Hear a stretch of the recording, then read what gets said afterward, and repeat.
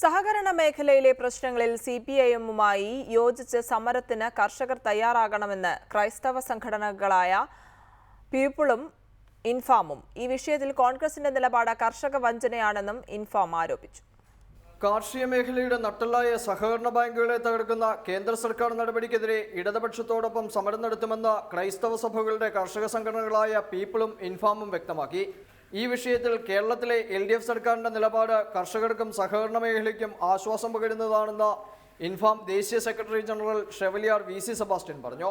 സംസ്ഥാന സർക്കാർ കേന്ദ്ര സർക്കാരിനെതിരെ സഹകരണ മേഖലയെ സംരക്ഷിക്കുവാൻ വേണ്ടി നടത്തുന്ന എല്ലാ പ്രക്ഷോഭങ്ങൾക്കും കർഷകരുടെ സമ്പൂർണ്ണ പിന്തുണയുണ്ടാകും.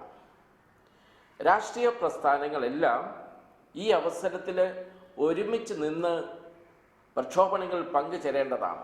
ജനങ്ങൾ തെരുവിൽ അലയുമ്പോഴും രാഷ്ട്രീയ വൈരാഗ്യവും ഗ്രൂപ്പ് വിരോധവും പുലർത്തുന്ന VM സുധീറിനെ പോലെയുള്ളവർ കേരളത്തിന് അപമാനമാണെന്നും ഇൻഫാം സെക്രട്ടറി ജനറൽ കുറ്റപ്പെടുത്തി. ഈ സഹകരണ പ്രസ്ഥാനങ്ങൾ ഇന്ന് അഭിമുഖീകരിക്കുന്ന പ്രശ്നത്തിൽ രാഷ്ട്രീയത്തിന് അതീതമായിട്ട് ഒരു ബഹുജന മുന്നേറ്റമാണ് ആവശ്യം. എല്ലാ രാഷ്ട്രീയ പാർട്ടികളും പരസ്പരം സഹകരിച്ചുള്ള ഒരു മുന്നേറ്റമാണ്. അതിന് വിഘടനം പറയുന്നവര് വാസ്തവത്തിൽ കർഷകരെ അപമാനിക്കുന്നവരാണ്, സഹകരണ പ്രസ്ഥാനങ്ങളെ ആക്ഷേപിക്കുന്നവരാണ്. LDFന്റെ സമരപരിപാടികളിൽ പങ്കെടുത്ത പിന്തുണ പ്രകടിപ്പിക്കാൻ ഇൻഫാം കർഷകർക്ക് നിർദ്ദേശം നൽകി.